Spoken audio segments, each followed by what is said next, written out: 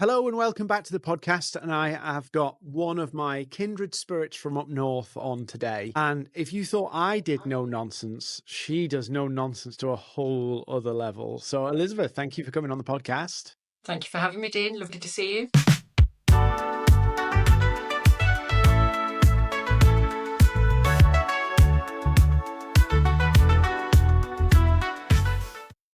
So, you have a fingers in lots and lots of pies from getting companies investment, non-exec directorships.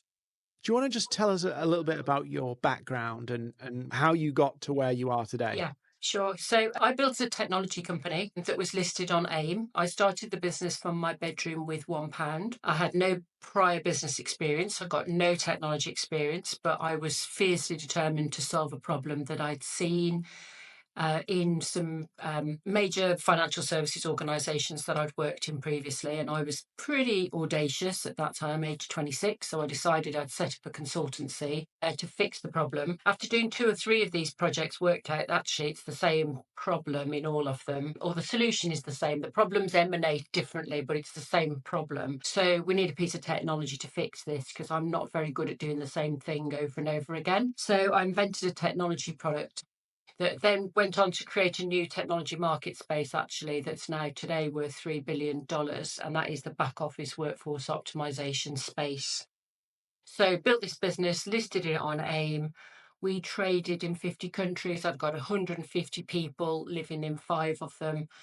And then 2017, we get acquired quite aggressively by an American software business.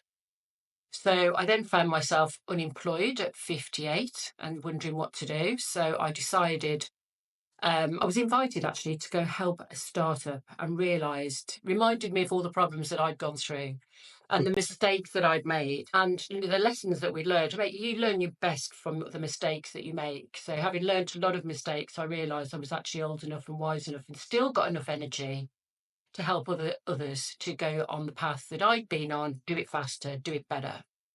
And that's what I've been doing since, actually. So for the last 7 years, I've been working in startup and scale-up land, helping them to grow, helping them to get investment, helping them to make the same mistakes that I made faster or learn from them quicker, whatever words you want to put to it. But I just bring sage advice to the board table. And as you say, speak very plainly. So, from the Midlands, we have no filter. We say it as it is. And if it's shit, it's shit. Excuse my friends.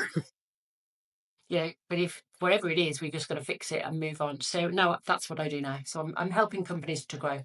So you didn't get tempted to kind of cocktails on the beach after you finished then? No, couldn't do it. In fact, I had a few months not doing anything and it didn't work for me mentally. I love to be active. I'm a nosy person. I like to learn. I now work with 10 clients one-to-one at a time, and I'm really deep into their businesses. I work with others, in workshops, in webinars, and I'm learning every day, and I love learning. I love helping people. So, I shall go into my grave shouting something about somebody's business plan. That's my plan anyway. Burn out, don't fade out is the motto. That's what I'm going to do. So we're going to have like a mix of people listening and watching this, from bigger businesses through to, one person businesses. Yeah. But given that you're seeing lots of businesses all the time, what would you say is the number one mistake you see business owners make? Well, the phrase that I use all the time, Dean, is "What got you here won't get you there." And I think just trying to run harder and faster, doing the same thing that you've always done, doesn't actually improve anything. I mean, you and I had a private conversation about you get to a certain size and you're like, is this what it's all about? I don't want to do it like this anymore. Something has to give, something has to change. So I think it's the assumption that you can just do more of what you're already doing and things will grow. I think that would be the first thing. I think the second thing is actually you never see a line in a business plan that says personal development training or leadership training for CEOs and founders. And, this was also true in the work that I did in my business as well. 85% of management in this country is not trained. It's been promoted into that job, or it's by virtue of starting a company, you end up as the CEO without necessarily the skill to be able to do it. So not learning and not changing and developing and bringing new ideas to the table is probably the biggest mistake, I would say. So I read this quote, and it's kind of a bullshit quote, but there's kind of an element of, I think there's an element of truth, and I wanted to get your take on it. And it's something Sam Altman says, you know, the OpenAI Yeah, guy. yeah.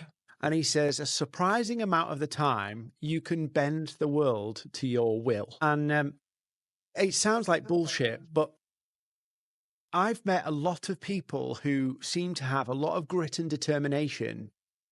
And when something seems to be slightly impossible or never going to happen, because they kind of can be that bull in the china shop, seem to end up managing to make things happen. What do you think about that? I mean, I know it's a little bit bullshitty, kind of woolly quote, but there's some truth to it, I think. Got a very nice way of saying something that I've always believed, which is there is no such word as can't. And, I've never let anything hold me back, to be honest, or get in my way. And if I hear the word no or I find a barrier, then I've got to go under it, over it, round it, find a way, crash through it, whatever it is. I think if you're fiercely determined and have a very clear vision of what it is that you're trying to do and you really want it and it taps into your reason why, then you will achieve it. You will find a way. So I think he's right. You can bend the world to your way. You just got to have the will to do it. And have you ever had one of those moments? Is there like a moment that sticks with you where it's like a do or die moment? Dean, I'm a woman and I'm a middle-aged woman. I mean, I was thinking something this morning on a dog walk. Actually, there was something on LinkedIn about age. How do you admit that you're over 50? And I was like, what's that all about? I'm 64. I can't change the fact, but I can deny expectation.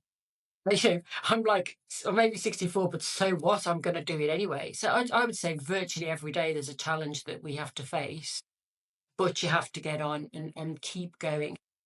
I mean, well, let's just sort of summarize what they were. I mean, I was asked to leave school. So that's a polite way of saying, you don't fit here, do you? I've had a few of those moments in my life. So that happened.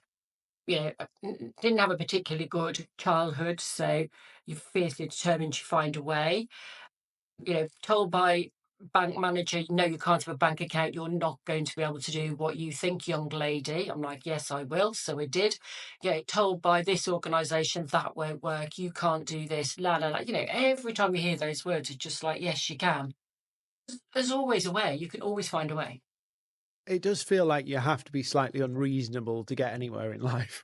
What did my old chairman used to say? You were bloody impossible, my old chairman. Because you finally get your appraisal about 5 years afterwards where you've worked with very polite chairman, and he was like, and he said, you were bloody hard work. And I said, was it? He said, yes. He said, in fact, bloody impossible. I was like, okay. But that was it. If I wanted to do something, I wanted to do it, and I just did it.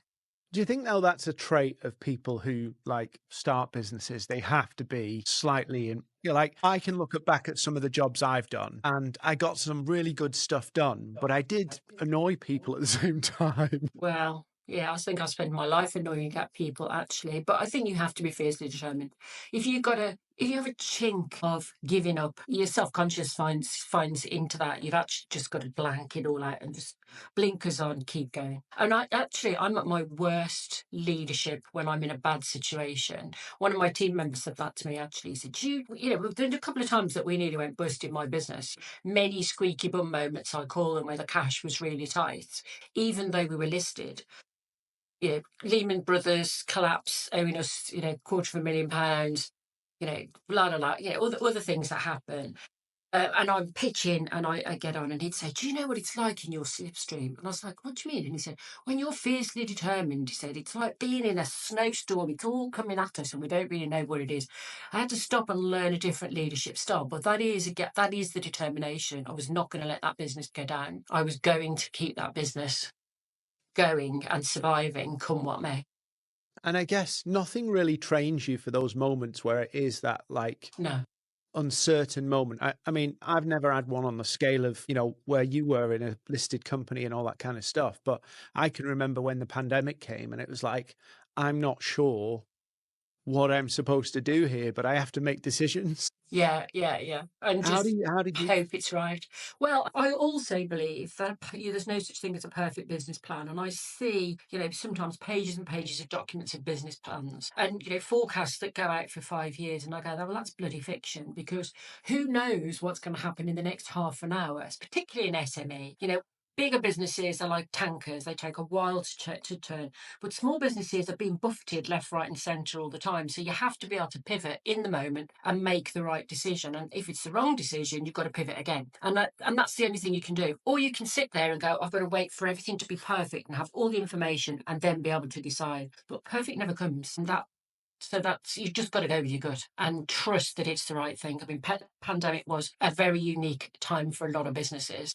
Unfortunately, I think there was a lot of people in the same boat at the same time. So you could actually go, well, what is everybody else doing? You could sort of take some reference from it, but there's many times, as you know, things uniquely happen to you and you just got to deal with it in the moment. But perfect business plans, long-term view. Yeah, it's a direction. We're heading to Edinburgh, but we haven't mapped out every single step. Let's get on the journey and we'll pivot and take the best route as we go.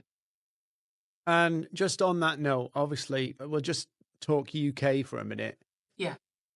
We can leave the politics out of it if you want, but what do you think of like where the UK is at the moment from a business environment? Well, let me share with you what my clients are saying to me and other people, because obviously I talk about this on LinkedIn. I mean, LinkedIn is probably the most depressing place to be at this moment in time. Everybody's moaning about what is going on, but everybody's moaning about it in real life too. And I think business always bounces back. Business always finds a way to rise back to the top. But I think this time, I think people are actually feeling, where do I go? What's the angle here? How do I get through this? And I do think there's a lot of pessimism and negativity that's affecting a lot of people, and a lot of people that I know are actually going, it's time to sell now. Had enough. Let's do something else. And that's the first time I would say I've ever experienced that in my whole life in business. Why do you think like I'm just going to say what I think. I think that if you want to grow the economy, you don't start taxing companies or businesses, employers' national insurance because it literally just, you know, puts bills onto businesses Yeah, like a huge tax for bills. employing people. Yeah, yeah, yeah. So I do think there's quite a lot of nervousness about that because we're literally, as we're recording this, it's like a couple of weeks away from kicking in. Yeah, well, decision making is definitely slow to non existent at the moment. So, in terms of investment spend, that isn't happening. So, people are thinking twice about that. They are either not hiring or downsizing, pausing, taking a breath, and working out what they want to do. Or whether they can afford to do it moving forward, see what comes. I think there's nervousness around the next budget statement or whatever we want to call it, the spring statement, whatever badge we put on it now, it's the potential next tax that's coming. Everybody wants to wait and see what's happening. So everything's just stalling. And it's tough. I think it's tough out there. I read a post this morning and it was about a town in Scotland that has got council tax has gone up 16%. And, you know, I don't mind paying more money towards taxes if things get better. But I But they kind of have don't. this feeling that I'm sorry, civil servants. I just feel like that most of our public services are now a money pit. Yeah, agree I'm with not that. saying, you know, the NHS, my daughter works in the NHS, but it's like it doesn't matter how much money you put in. If this was a business, like you'd be going, what's going wrong here? Because you're putting all this money in and 100%. not getting anything better Yeah, out. 100%. I don't know whether you know, Dean, my brother passed away just before Christmas. In the hospital that he was in, they were making redundancies of frontline people. Insane. And that was after, the 40 billion, 20 billion, 10 billion black hole, whatever it was. It kept going up, didn't it? Do you see, I went down then. It was like, it's only more palatable the less it got. But it started at 10, then it went 20, then it went 40. So we've got a 40 billion black hole and we raise all this tax and we're making redundancies at frontline in the NHS. And you're like, really? What's going on? Yeah. Yeah, Where's all the where's money gone? where's it going? And then the NHS is saying the money you gave us is gone. Well, where's it gone? Nobody's seen any improvements. It feels hard, but I still have this determination in my gut, which is I'm still going to succeed. I'm still going to grow, come what may. And I think there's a lot of my grandmother would call it bloody mindedness. They think there's a lot of bloody mindedness and fierce determination to succeed, come what may. You have to Moan kind about of, it, but keep going. yeah, you kind of have to like defy the odds, really, don't you? You Yeah, have to I go, think well, so. I'm not Yeah, going to I think pray so. for that. Yeah, but Defiance should be my middle name, though. That's been me since I was young. You know what I mean? If somebody said no, I did the opposite anyway. No such words can't. Well, I'm doing it. Watch me. That type of thing. So if you've lived your life like that, you don't stop. And I think there's a lot of entrepreneurs the same. But equally, I see others who are saying enough is enough. So what do you make of the whole AI piece at the moment? I mean, it's quite confusing for businesses because literally every day there's something new. And what do you think? I mean, where do you sit on it all? Well, first of all, I love AI. Actually, let's step back a bit. I've lived through several tech revolutions. Okay, so when I started my business, it was only mainframe computing. There were no desktops, there were no networks, and so on and so forth. So I've gone through all of these tech cycles, and every tech thing that's come along, particularly in B2B, it's been, oh, the tech's going to come along and the jobs are going to go, and they never have. So I do think there's this sort of big fear about AI that jobs will go. I think jobs will change. And I also think AI is very exciting. I mean, you use AI, I use AI every day. I love it. As a middle aged female, sometimes my brain gets in a bit of a fog. I just have a little chat with my chat GPT, very friendly like, become very close friends. And he or she, it says, ta-da, here's the answer. And I go, don't like that one, but I like this one instead. And away I go. It's just a prompt and a help and an enabler, right the way through to, bots making cars, which have been around for ages. Robots have been making cars for ages. I think there's a lot of hysteria about it and fear about it that we should embrace it rather than be concerned. I think we should be concerned about cyber threat with AI for sure. I think cyber is one of the sectors that is booming, and it's booming because of AI. So I think, yeah, it should be embraced. I think every business, I see a lot of pitch decks for investment, and I do see AI thrown in a lot and it's AI this and it's AI that. And when you drill into it, it isn't really. It's old technology, old automations, old algorithms with AI added to it. Investors can see through that. But I think every business should be able to say, this is how we're embracing AI. And I think I know other people who are saying, I don't want to hire people, I want to use AI. Yeah, so Yeah, there's a few different angles to it. I do wonder though. I mean, I use AI every day, and my Chat GPT is. I'm kind of like, there's so many different AI tools. I just need to Yes, stick with one. I'm the I'm I'm sure so there's better right. ones. So I use ChatGPT for everything, but like literally I chat to it about what I do we do. think about Yeah, this? Like yeah. it's like a little mate. Mine is my mate. Well, some people call their chat GPT Chad. So some of them are giving it, and mine hasn't got a name. But I have actually asked its opinion on something. And when I've read something and I thought, I can't quite work out whether there's a negative in there that I'm missing. And I said, Chat GPT, what do you think about that? And he'd come back with he's obviously been decided he's a bloke. Have you seen? Has slipped into his a he. Yeah, and he will come back with an opinion. So my daughter talks to hers as well. So she has chats, but she's training her chat GPT to be very edgy in the stuff that she produces. So it's quite interesting. I've programmed mine and it swears at me and everything. She hasn't got Yeah. swear words, but she has So got other so things. it'll say things like, Dean, you're fucking overthinking things again. Yeah, I But think that's the mine beauty was of trying it. to tell me that, but it didn't use the F word. Stop Yeah, overthinking. because I literally talk to it as I think. I basically Yeah, I do. drop things in there. Yeah. And a lot of people are kind of worried about, will AI make us dumb? And I think actually, like any tool, it will make some people dumb and some people smart. Because for me, I feel like since I've been using AI, I think better. Yes, I agree with you. Because you have to think about what you're asking it to start with. And then when it gives you answers, you have to think about whether you really like that answer. She might not always. But I mean, I had a massive sort of efficiency gain the other day. It just so happened 2 or 3 clients had the same issue all at the same time, which was with their commission plan. And that in these times when we've got to push forward as much as we can, there are 2 things we can do: cut costs, grow sales. All wanted to look at their commission plans. So I've got 3, and I've got a best practice one that I use over here, and I've got another old one over there. Old money, I'd have printed them all off and I'd gone through them like really slowly. I just scraped them all into ChatGPT and said, merge these together. And it went. And in about 3/4 of an hour, the job was done. Whereas it would have taken me, best part of a day. And you're just like, genius. Clients are going, wow, that was quick. I was like, yeah. So, improved service, job done, fantastic, really. I mean, just great tools to have. And given that you're kind of working with a lot of people who are getting investment, do you reckon there's going to be, you remember the dot-com boom where there was all these website internet companies flew up?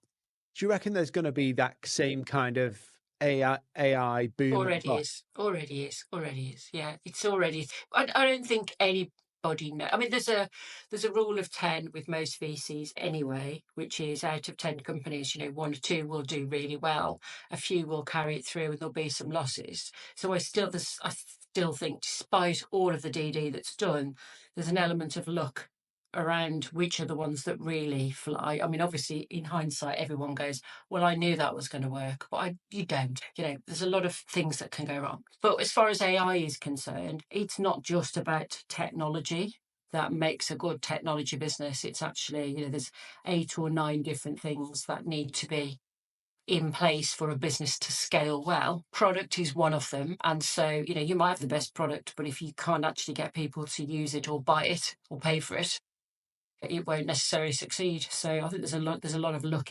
associated with it. So I think there's a lot of spray the money out, but not a dot-com boom in the way that it was, because there's a lot more sustainable scaling is the word I'm going to use at the moment, Dee. People are happy to back founders making losses for a short period if they can show a route to profitability, a route to cash generation. So they need to see that there's some resilience down the track, that the business can survive. And it's only really the sort of big, deep tech, maybe med tech type products that need long-term loss investment. Investors are looking for much faster returns, and they're certainly not looking for necessarily the raciness that we had when we had the dot-com boom.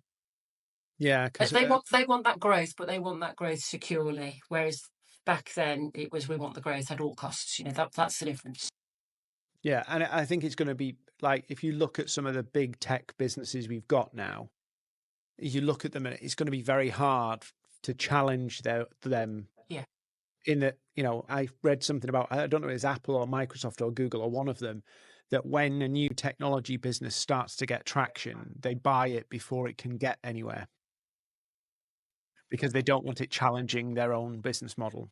we don't all need to be rock stars. Okay, there's many of us that are happy playing gigs around the country. We don't need to be global rock stars. So, a lot of the founders that I work with want to get to a certain point and get an event or an exit so they can capitalize some cash. They're not all looking to be unicorns or, in fact, interestingly, session a couple of days ago, the audience was founders, the audience was asked that, how many of you want to be unicorns? And there was only one hand went up.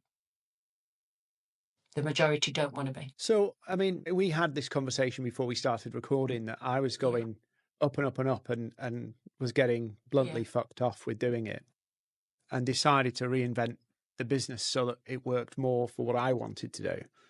How many people get into that kind of situation where they kind of lose sight of why they're doing things? Have you met people like that? Whatever. And I go, well, why? What is the goal here? What's the goal for you? And they've forgotten. They've got so Yeah. hooked into this. I'm doing this, I'm doing this, I'm doing this. They've forgotten what they're actually doing. And in fact, one client, it actually took him 3 months to work out that he did not want to grow massively. He wanted to have a sustainable business that delivered enough profit for the directors and the founders, looked after his people and enabled him to do his community project. That's all he wanted to do. We took him 3 months to get there because he got so hooked into, I've got to be growing, I've got to be doing this, and all of that. And I think there's so much hype around what should be happening in businesses. Lots of stuff on LinkedIn about, you write these posts yourself, you should get to 50 million, you need to get to 8 figures a month, whatever. There's all of that noise going around. And so you end up being sucked into that and forget what you really want for yourself. So I would say virtually every founder that I work with has exactly that stage. They get to that stage like, why am I doing this? What's in it for me? But I think the symptoms that get them to that are in every business also. And they were in mine. You start to get to a place where your business starts to hit a ceiling and it's pressure, and it's people aren't doing what you want them to do. You're not getting the sales as fast as you want them to do. Well, you just can't break through. What is it? That means you need to change. And I found it at 1 million, 2 million, 4 million. I wouldn't say every time I doubled, but you could look back and see these plateaus where things need to change. And you have to keep reminding yourself, I think, every year, why am I doing this? Am I getting what I want out of it? And be clear about what you want. Yeah, because for me, it was like I'd attached a certain way of running the business to my goal. Yeah. So I was like, I want to travel more. I want to enjoy more time. So what I did is, oh, the business must be much bigger because if it's much bigger, I'll be able to do that.